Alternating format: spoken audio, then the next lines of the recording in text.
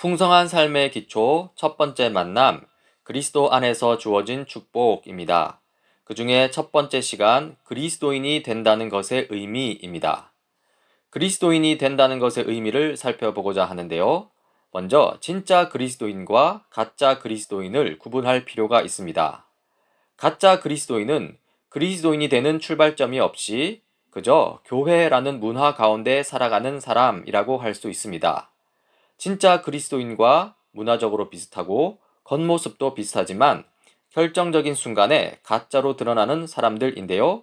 출발점을 분명히 하지 않았기 때문에 또는 그 출발점이 아예 없었기 때문에 그런 나쁜 결과가 나타나는 것이죠. 그러면 가짜 그리스도인을 만들어내는 잘못된 출발점 또는 출발점에 대한 오해부터 알아봅시다. 먼저 모태신앙입니다.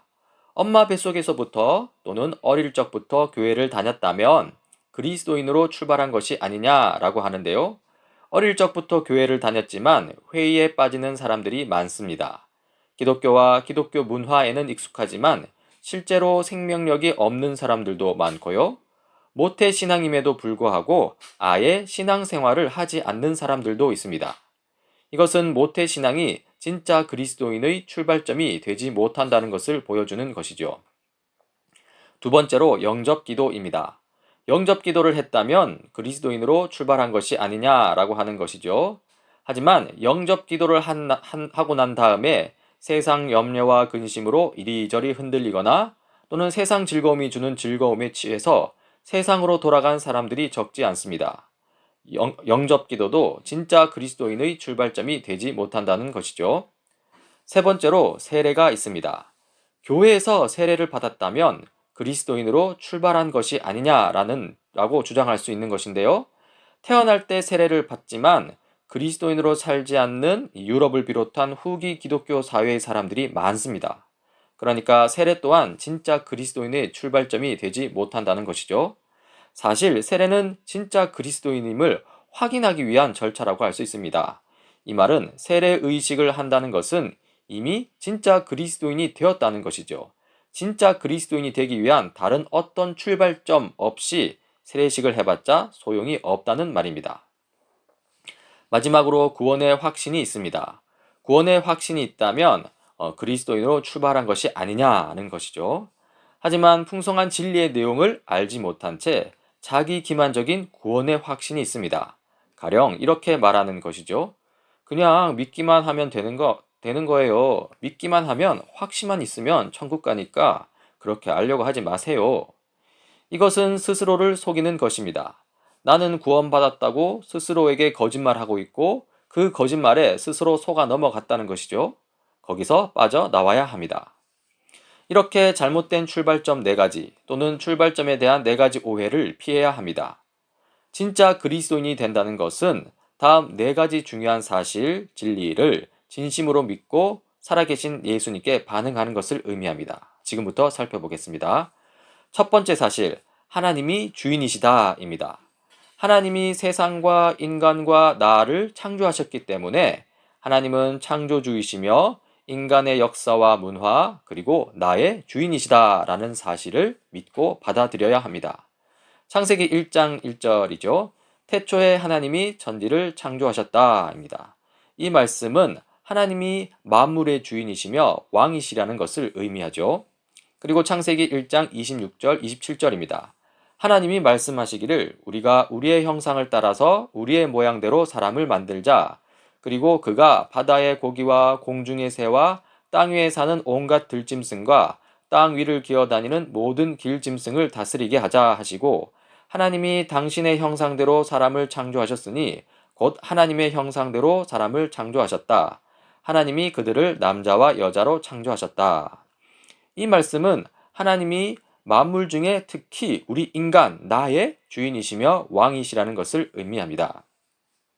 하나님이 주인이시다라는 이 첫 번째 사실은 창세기부터 요한계시록까지 성경 전체가 말하는 진리이고요. 성경의 척추와도 같은 진리입니다. 가장 중요한 진리이고요. 그리스도인의 삶에 있어서 기본 전제입니다. 이 첫 번째 진리를 받아들이지 못하면 둘째 진리, 앞으로 할 두 번째 진리, 세 번째 진리, 네 번째 진리까지 더 나아갈 필요도 없습니다. 그만큼 이 첫 번째 진리가 기초가 되고 중요하다는 것이죠. 그리고 두 번째 사실, 우리는 죄인이다입니다. 하나님은 주인이신데, 그러나 인간은 하나님이 주인인 것을 거부하고 자신이 스스로 주인 행세를 하고 있고, 나 또한 그러한 사람이었다라는 사실을 믿고 받아들여야 합니다. 로마서 3장 23절입니다.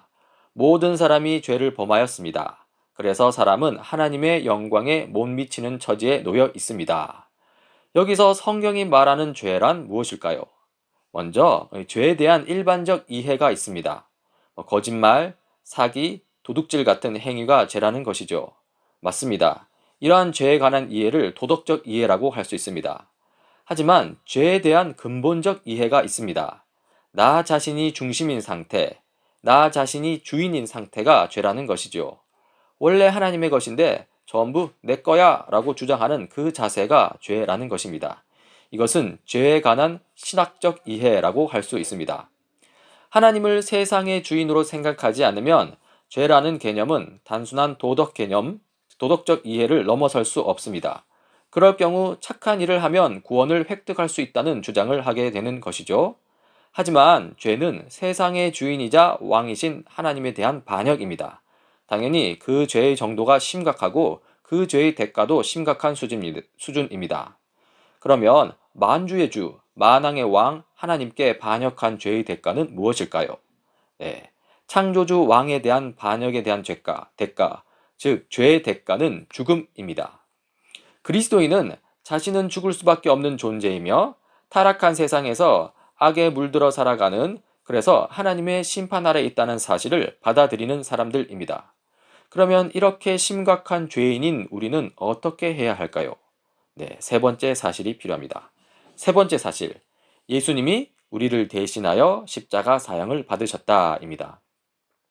하나님은 우리 인간, 우리 각자를 너무 사랑하셨기 때문에 우리가 지불해야 할 죄의 대가, 곧 죽음을 예수님이 십자가에서 죽으심으로 대신 지게 하셨다는 것을 믿고 받아들여야 합니다. 로마서 6장 23절입니다. 죄의 싹은 죽음이요 하나님의 선물은 우리 주 예수 그리스도 안에서 누리는 영원한 생명입니다. 이 말씀은 하나님의 정의 때문에 우리가 죽어야 할 자리에서 하나님의 사랑 때문에 예수님이 대신 죽으셨다는 진리가 담겨 있습니다. 하나님의 정의는 죄인에게 죽음을 요구합니다. 즉, 죽어 마땅한 죄인으로서의 우리가 있고요. 그리고 하나님의 사랑은 죄인을 향한 자비와 긍휼을 일으킵니다. 즉, 죽어 마땅한 죄인 대신 죽으시는 하나님이신 예수 그리스도가 계시다는 것이죠. 요한복음 3장 16절입니다. 하나님께서 세상을 이처럼 사랑하셔서 외아들을 주셨으니 이는 그를 믿는 사람마다 멸망하지 않고 영생을 얻게 하려는 것이다. 이 세 번째 사실에서 나타나는 하나님의 사랑을 우리는 진실로 믿고 받아들여야 합니다. 그런데 이 세 번째 사실은 두 번째 사실과 연결이 되는데요. 그러니까 두 번째 사실, 그 죄를 깊이 인식할수록 그 죄를 해결하기 위해 우리를 대신하여 죽으신 하나님의 사랑을 더 깊이 깨달을 수 있다는 것입니다. 반면에 죄를 깊이 인식하지 못하면 이 자기가 죽어야 할 자리에서 예수님이 죽으셨다는 사실을 제대로 이해하지 못하게 되고 당연히 구원의 감격, 기쁨도 누릴 수 없다는 것이죠. 그리고 마지막 네 번째 사실이 남았습니다. 네 번째 사실, 예수님을 주인으로 영접하면 그리스도인이 된다입니다. 예수님의 십자가 죽음으로 나타난 하나님의 사랑을 받아들이고 예수님을 나의 삶의 주인으로 영접하면 나는 하나님의 자녀가 될 수 있다는 것이죠. 요한복음 1장 12절입니다. 그를 맞아들인 사람들, 곧 그 이름을 믿는 사람들에게는 하나님의 자녀가 되는 특권을 주셨다. 실로 하나님의 자녀가 되려면 어떤 선행이나 노력이 필요한 것이 아니라요. 오직 한 가지, 우리 각자를 위해서 돌아가신 그 예수님을 자신의 삶의 주인으로 받아들이는 것이 필요합니다. 그것이 진짜 그리스도인이 되는 유일한 길이라는 것이죠. 여기서 영접이란 제가 죽을 목숨인데 당신이 생명을 걸고 나를 살려주셨으니 이제부터 제가 당신의 종이 되겠습니다.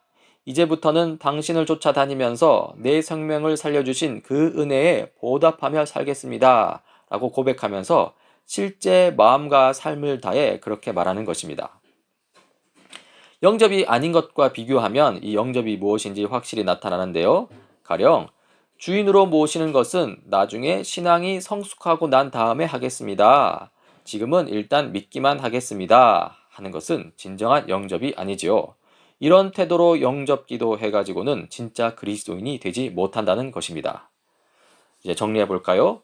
진짜 그리스도인으로서 받아들여야 할 네 가지 사실, 네 가지 진리가 있습니다. 먼저, 하나님은 세상과 나의 주인이시라는 사실입니다. 하나님은 세상과 나를 창조하신 분이기 때문에 세상과 나의 주인이 되실 자격이 충분하십니다. 두 번째, 우리는 하나님께 반역한 죄인이라는 사실입니다. 우리는 세상과 나의 주인이신 하나님을 주인의 자리, 왕의 자리에서 몰아내고 내가 주인인 양 합니다. 이것이 바로 죄의 핵심입니다. 그리고 세 번째, 예수님이 죄인인 우리 대신 십자가 사형을 받으셨다는 사실입니다. 이 세상 모든 죄와 악의 문제를 해결하시기 위해 하나님께서 독생자 예수를 십자가에 죽게 하셨습니다.